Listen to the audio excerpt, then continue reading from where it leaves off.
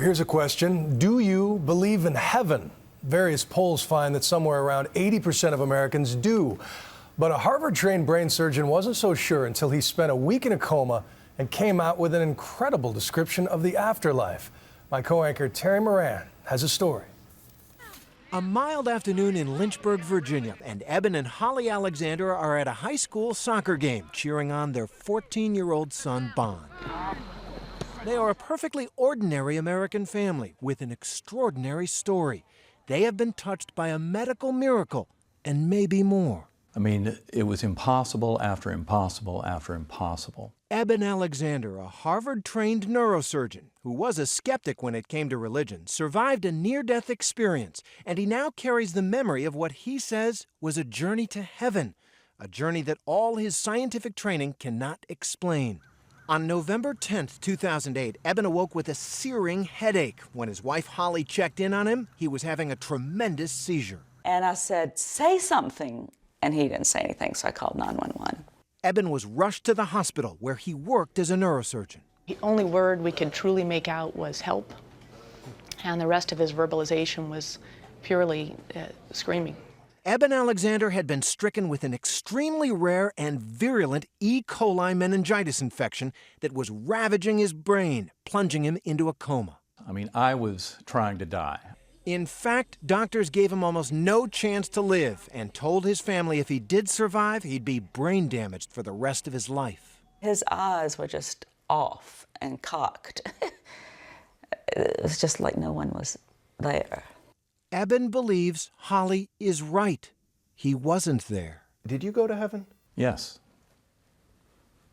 I mean, in every sense of the word, that's what my experience showed me. His first recollection, he says, was being a speck of pure awareness in a dark and murky underworld.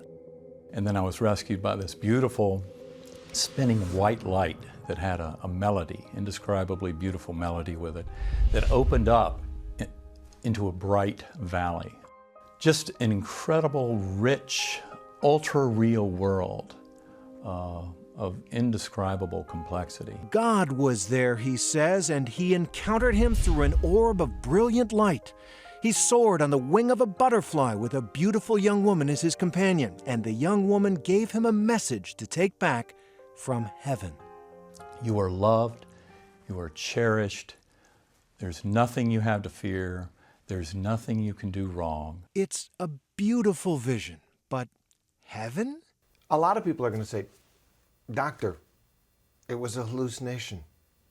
Your brain got zapped by this disease, all the wires got crossed, and you saw a girl on a butterfly wing and you were spinning up in a melody. I know this was not a hallucination, not a dream, not what we call a confabulation. I know that it really occurred, and I know it occurred outside of my brain. So basically, But how? How can he even suggest that, much less claim that his experience is proof of heaven, as he's called his new book? He showed us his brain scan. It wasn't leaving any part of my cortex unaffected. So your conclusion is because all of this outer area, which is the higher functioning, was covered with the infection, what you experienced in the coma wasn't part of the brain. Right. Many neuroscientists are deeply skeptical of Eben's claims, arguing his brain must have produced his vision somehow, most likely as he came out of coma. But something else happened. After he recovered, Eben, who was adopted, saw a picture of a sister from his biological family who died years ago, a woman he never knew. And I knew who my guardian angel was on the butterfly wing. It was the most profound experience I've ever had in this life. Your sister, by birth, and from a family that you didn't know because you were adopted, who died several years ago, who you had never met, you saw while you were in coma. Yes.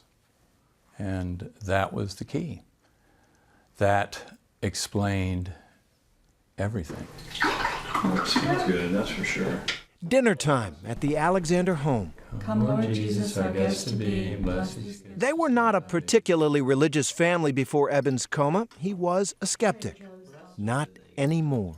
This proves that our soul, our consciousness, our spirit doesn't depend on the existence of the brain and body at all, and easily is actually freed up to a much higher state of knowing when it's freed from this body.